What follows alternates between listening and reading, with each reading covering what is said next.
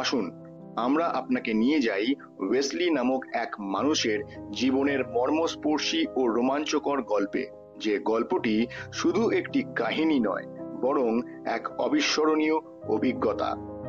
শান্ত জঙ্গল থেকে শুরু করে দ্বিতীয় বিশ্বযুদ্ধের রণক্ষেত্র পর্যন্ত ওয়েসলির যাত্রা এক অসাধারণ সাহস, সংগ্রাম এবং মানবতার গল্প। নমস্কার, আমি স্যাম, আর আপনারা দেখছেন নো দ্য স্টোরি। গল্পটি শুরু হয় একটি ছোট ছেলে ওয়েসলির মাধ্যমে, যে তার দাদুর সাথে জঙ্গলে শিকার করতে গেছে। দুজন ঘোড়ায় চড়ে আসে এবং দাদু তার ঘোড়াটিকে ভালোভাবে বেঁধে রাখেন এবং ওয়েসলিকে পুরোপুরি চুপ থাকতে এবং একদম শব্দ না করতে নির্দেশ দেন। এর কিছুক্ষণ পরে একটি ভেড়িয়া দেখা যায় এবং দাদু ওয়েসলিকে বলেন, তোমাকে পুরো সাহসের সাথে গুলি চালাতে হবে। ওয়েসলি দাদুর কথা শুনে গুলি চালিয়ে দেয়। এই মুহূর্তটি তার জীবনে এমন একটি মোড় আনে যা সে কখনো ভাবেনি। সময় এগিয়ে চলে এবং কাহিনী এখন 1942-এর কাছাকাছি পৌঁছয়। হিটলারের সেনা পুরো ইউরোপে দখল করে নিয়েছে এবং এখন তারা এশিয়ার দিকে এগিয়ে আসছে, কিন্তু তাদের একটি বিশাল বাধার সম্মুখীন হতে হয়। স্ট্যালিনগ্রাড শহর, যেখানে রাশিয়ার রেড আর্মি তাদের সমস্ত শক্তি দিয়ে প্রস্তুত হয়েছে। এখন ওয়েসলি একজন দক্ষ স্নাইপার হয়ে উঠেছে এবং রেড আর্মিতে যোগ দিয়েছে। ওয়েসলিকে ইস্টার্ন ফ্রন্টে পাঠানো হয়, যেখানে স্ট্যালিনগ্রাডের যুদ্ধ চলছে। এখানে পরিস্থিতি অত্যন্ত বিপজ্জনক এবং রুশ সেনাদের প্রতিটি জায়গায় জার্মান আক্রমণের সম্মুখীন হতে হচ্ছে। ওয়েসলিকে তার বন্ধুদের সাথে যুদ্ধে পাঠানো হয়, কিন্তু তাদের মাত্র কিছু গুলি দেওয়া হয় এবং কোনো অস্ত্রও নেই। ওয়েসলিকে বুঝতে হয় যে যদি তাকে বাঁচতে হয় তাহলে তাকে লুকিয়ে থাকতে হবে, কারণ জার্মান সেনারা সর্বত্র রয়েছে। একদিন সে মৃতদেহের মধ্যে লুকিয়ে তার জীবন বাঁচায়। তখনই জার্মান সেনারা সেখানে আসে এবং সবাইকে মেরে ফেলার জন্য গুলি চালাতে শুরু করে। ওয়েসলি সেখানে কমসমার ড্যানিয়েলভকে দেখে, যিনি একজন অফিসার যে কোনোভাবে বাঁচতে মৃত সৈন্যদের মধ্যে ঢুকে পড়ে। ওয়েসলি তাকে সাহায্য করে। ড্যানিয়েলভ তার সর্বোচ্চ চেষ্টা করে, কিন্তু তার কাছে গুলি নেই। ওয়েসলি তার স্নাইপার বন্দুক দিয়ে সব জার্মান সেনাদের মেরে ফেলে। এই গুলির পরে ড্যানিয়েলভ ওয়েসলিকে রেড আর্মির সদর দপ্তরে নিয়ে যায়, যেখানে রাশিয়ার কমান্ডাররা একটি জরুরি সভা ডেকেছিল।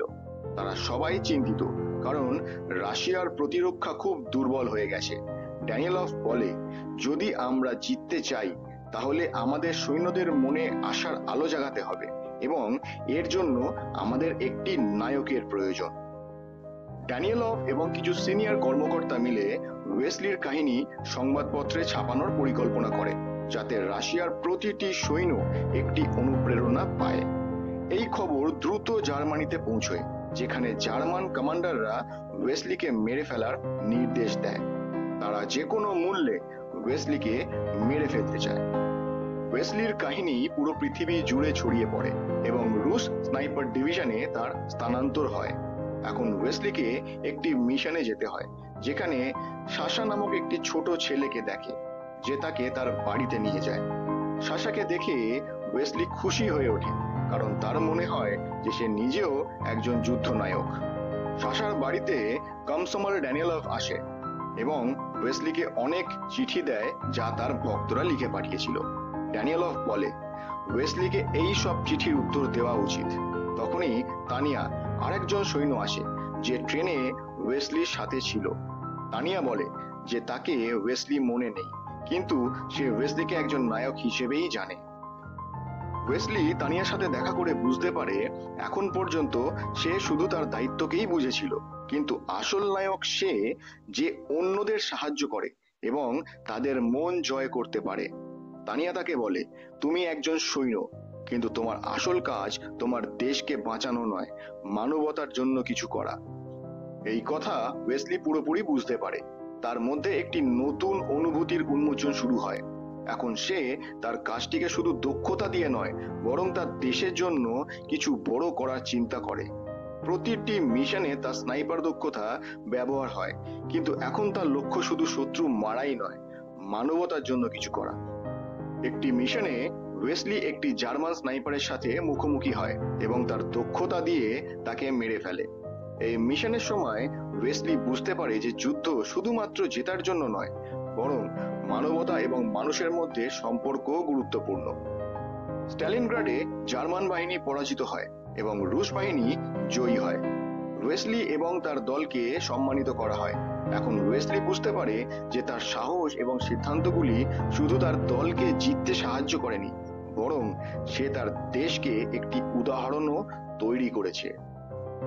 এবং এইভাবে ওয়েসলির কাহিনী একজন নায়কের রূপে শেষ হয়, যেখানে শুধু তার জীবিত থাকা নয়, বরং মানবতা এবং বন্ধুত্বের একটি উদাহরণও রয়েছে।